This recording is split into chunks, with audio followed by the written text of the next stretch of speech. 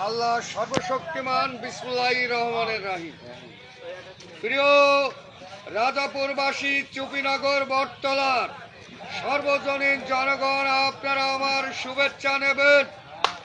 আমি বলমারি মধুখালী আলপাডাঙ্গার আদালতের ঘোষণাকৃত এমপি এবং আগামীতে স্পিকার হচ্ছি।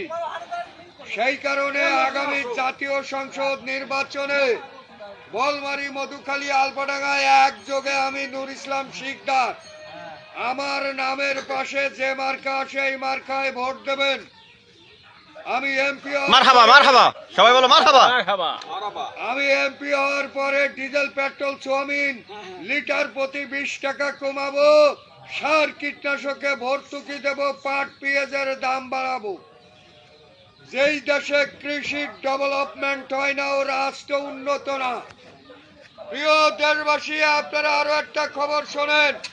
নির্বাচনের তফসিল ঘোষণা দেবে ডিসেম্বরে, আর ইলেকশন হবে ফেব্রুয়ারি মাসে।